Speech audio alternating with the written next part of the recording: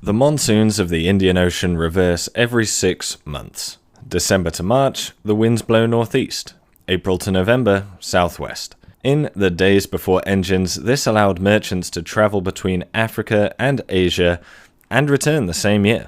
Such fantastic sailing conditions led to the rise of a truly global trading system. Today, as part of this African History collab, link in pinned comment, I'm going to take a look at the southernmost tip of this network, the medieval Islamic city-states of the Swahili coast, and discuss their origins, trade networks, societies, and engineering achievements. Before I start though, just a quick note on terminology. The word Swahili is relatively modern.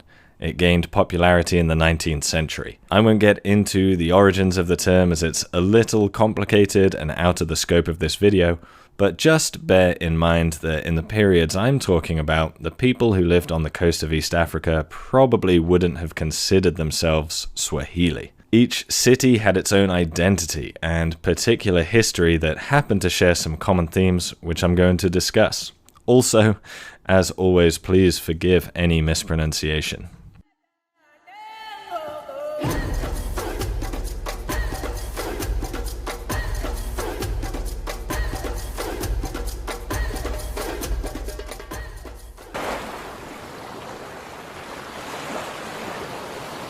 The history of the Swahili coast is one of many that European colonists got horribly wrong. It was believed that because the Swahili people, or Waswahili, were Muslim and lived in cities, that their whole culture was just imported from Arabia. Since the 1980s, modern archaeological methods have overturned this viewpoint.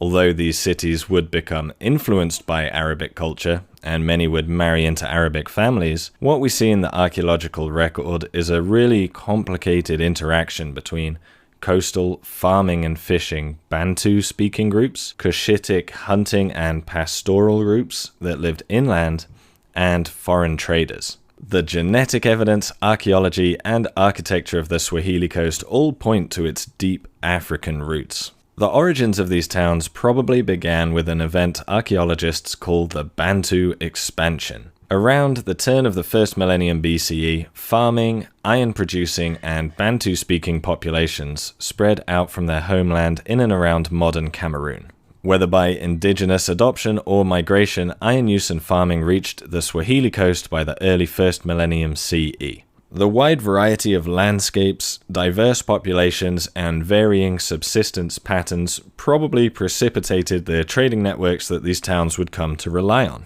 Each community would bring the specific produce of their area to coastal hubs to trade. The first mention of the Swahili coast in historical records predates Islam considerably and comes from the Periplus Maris Erythrae, a Greco-Roman document written in and about the year 50 CE. This document describes how Roman ships would travel as far as Ras Hufan in modern Somalia, but they would trade with people who would sail much further south, to Rapta and Manauthius. Sadly, we don't know exactly where these two places are. Manauthius might have been Pemba in Zanzibar. Roman pottery from the 5th century has been found on the island, so this is entirely possible. Rapta was probably in the area of the Rufiji River. Ptolemy wrote that the people of Rapta were called the Rafiji Ethiops, and the people that live there to this day are still called the Wa Rafiji. Now, nothing lasts forever, and as the Roman Empire fell into decline and the Islamic world came to prominence, the cities of the Swahili coast continued to expand their trade with the outside world. Eventually, they would adopt Islam themselves by the 11th century. This seems to have been a very gradual process and one they undertook willingly. There's no evidence either archaeologically or in written sources to suggest a migration or invasion by Muslim armies. The oldest mosque discovered so far was found at Shanga and dates to around 780. However, the Arabic writer al-Masudi visited the coast in the 10th century and wrote, "Every man worships what he pleases, be it a plant, an animal, or a mineral." Clearly, this conversion took several centuries. The reasons behind the Swahili people adopting Islam were no doubt very complicated. First, we can tell from archaeological remains that substantial numbers of Swahili people lived in southern Arabia. These were presumably traders who were waiting for the return of the southern monsoons to carry them home. Second, in a world where slavery was extremely commonplace, it may have provided the Swahili merchants with a degree of protection from enslavement. Finally, it politically and legally connected the Swahili merchants and elites to the Islamic world, which at the time was a global powerhouse, stretching all across Eurasia. Islam didn't just bring commercial advantages though, it also gave the Swahili a written alphabet, and until the 19th century, Swahili was written in the Arabic script.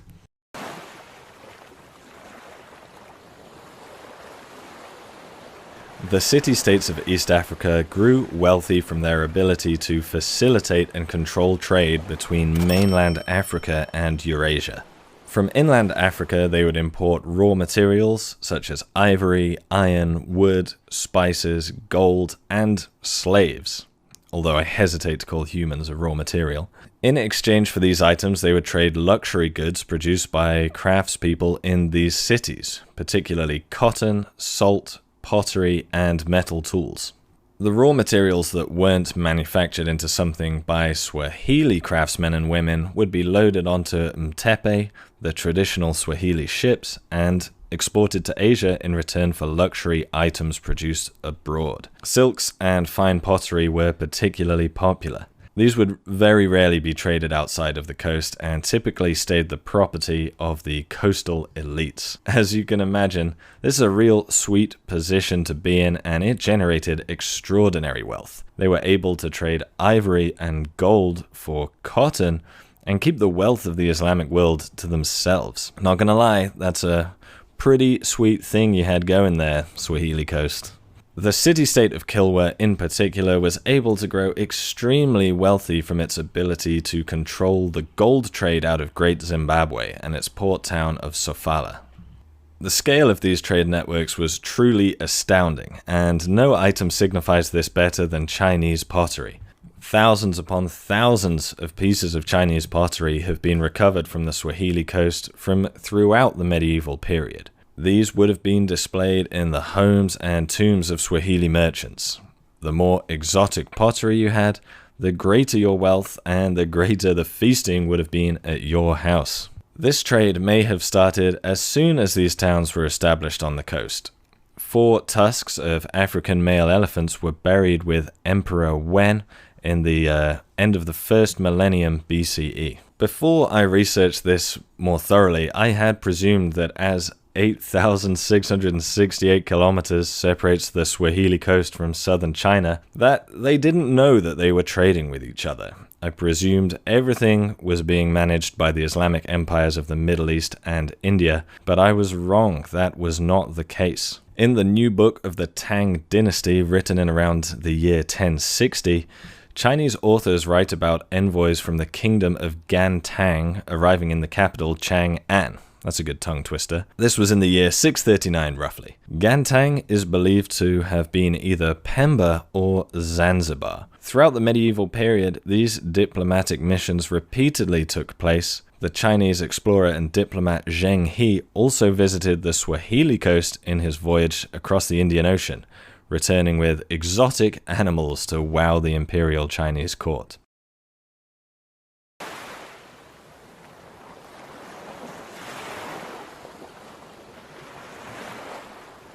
So what was life like for the people in these cities? Well, from the 19th century we have descriptions of the different social classes that made up Swahili society. At the top were the mercantile elites, the Waungwana. Underneath them, the Wazalia, freed slaves or children whose fathers were free but mothers were slaves. Below that, the Watumwa, who were still slaves, and below them even the Wageni, visitors or recent immigrants. We also know of various hereditary and political positions, such as the Mzale, or guardian of the soil who controlled land rights, and the Baraze ya Wazi, a council of elders who would advise the Sultan. Although these provide valuable insights into traditional Swahili society, scholars are not sure how much these groups were influenced by the centuries of Omani and then European colonialism. What we can see in these historical ethnologies, though, is a clear concern with kinship, connection to the land, and how recently your ancestors moved into these cosmopolitan centers. We see these same concerns in the archaeological record. Wealthy Swahili families constructed large tombs, stone houses, and occasionally organized towns along clan lines. At Shanga, the central square of the town was surrounded by 7 distinct residential areas, each having their own entrance to the square. Commercial activity varied in each domestic area, and it's possible that they represented different ethnic groups or merchant classes. Considering these cities thrived on international trade, it's no surprise that these would have been really cosmopolitan places to live. We have direct archaeological evidence for various Arabic, Persian, and Indian craftsmen and merchants living in these towns. Not surprisingly, therefore, this is reflected in the DNA of the Swahili people. Of the ancient skeletons analyzed so far, roughly 55% of male Swahili remains had non-African Y chromosomes, and 30% of the mitochondrial DNA, that's inherited from your mother, was non-African. The majority of this non-African DNA comes from the area around the Strait of Hormuz. Now, this does not prove the old colonial theory, though.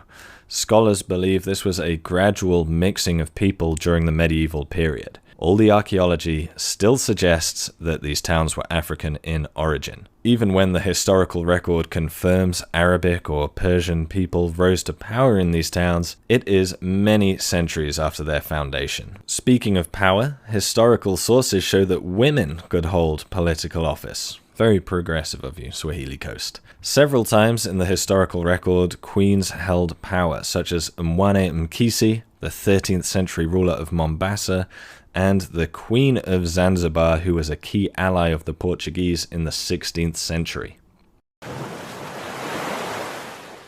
The merchants and sultans of these towns had a small problem.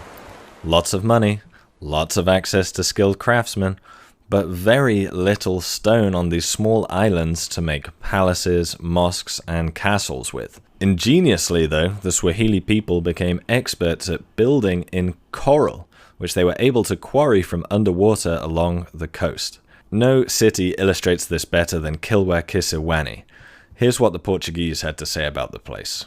The city is large and is of good buildings of stone and mortar with terraces, and the houses have much woodworks. The city comes down to the shore and is entirely surrounded by wall and towers, within which there may be 12,000 inhabitants. They are also totally impressed with Kilwa's fat-tailed sheep. Medieval Kilwa was full of fantastic buildings. The Great Mosque is a particularly stunning example. Started in the 11th century and expanded in the 14th, it's full of these beautiful arches and domed roofs. Remember, this isn't stone, it's coral. I don't know why, but I just find that really fascinating. It really intrigues me. Never even heard of anyone building in coral before. Another stunning building is the Husuni Kubwa Palace, built by Sultan Al-Hassan bin Suleiman in the 14th century. Although it seems it was never quite finished, it contains huge courtyards for receiving guests and conducting the Sultan's business, but brilliantly, in truly decadent fashion, the Sultan constructed himself an ocean-front bathing pool. The Sultans of Kilwa weren't only concerned with chilling poolside though.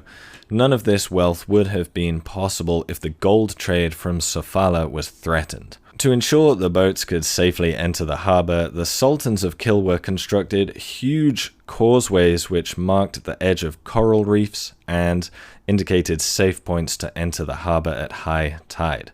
The scale of these projects is really incredible. Some of the larger causeways are 500 meters long, 60 meters wide, and consisted of uncemented coral rubble piled on top of the bedrock to raise it visibly above the sea level. Creating such large causeways would have taken thousands of people to quarry and prepare the coral, and building up the causeways in the ocean cannot have been an easy task. It just shows how important trade was to these rulers. No expense was spared to ensure the gold kept flowing.